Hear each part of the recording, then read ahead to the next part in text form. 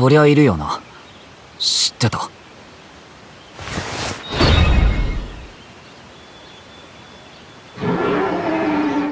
FuRyu's upcoming action RPG, Reynatis, has been making waves in select spheres due to its clear Final Fantasy Versus XIII inspirations and its official collaboration with The World's End with You. Still, considering how inconsistent the developer's general releases are, there has been caution surrounding this particular title, which makes an early look at it crucial in establishing expectations.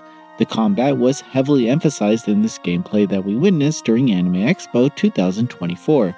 As a brief deep dive, Reynatis' combat system has two classifications. Suppression mode slows your movement speed significantly, encouraging evasive and defensive maneuvers, while Liberation mode is far swifter and more aggressive at the cost of greater frailty. From a cursory assessment, the Suppression mode seems ideal for first encountering new foes in order to learn their telegraphs and movesets. Above all else, the sheer speed of the combat stood out, at least with Marin, instilling curiosity about how the rest of the cast would be handled during battle.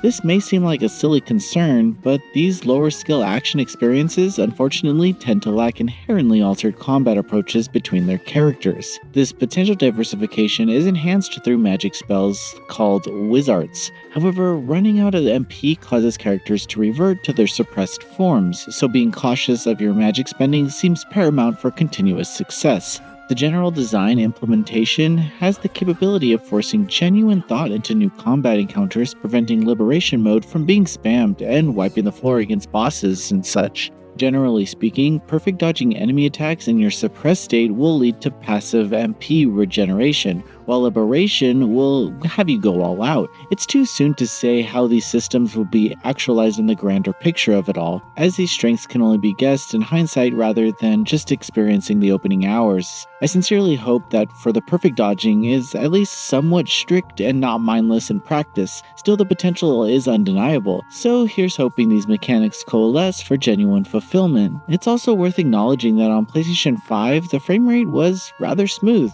and one can only hope that the performance is consistent across all the builds. Besides the combat, Reynatis is compelling for vague emotive-driven reasons. The city's atmosphere is unsurprisingly reminiscent of the early footage of Final Fantasy Versus XIII, which I personally have a powerful attachment to. It's impossible to conclude anything regarding the characters or narrative themselves, but the ambience of this world is already drawing me in for justifications that were obviously highly specific. It's not all shocking though, seeing that Reynatis' director, Takami Osabi, is a massive fan of Tetsuya Nomura's projects. In fact, he even mentioned Versus XIII to Nomura in a recent interview, so there's more than likely a passion for a morphed title there. The design of the protagonist Marin makes such a notion readily apparent. Someone unfamiliar with Reynatis can understandably mistake him for a design of Noctis. This early look at Reynatis hasn't exactly absolved all concerns that I've had, but the vision of what this title could ultimately be is here. The vast, ambitious cast and the swift yet seemingly consequence-driven combat are potent ingredients that can't be ignored. The West will see Reynatis be released on PS4, PS5, Switch, and PC on September 27, 2024.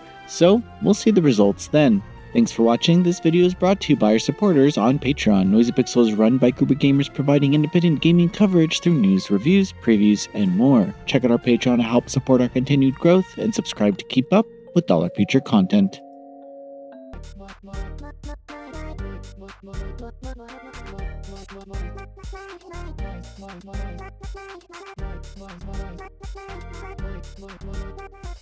Noisy Pixel.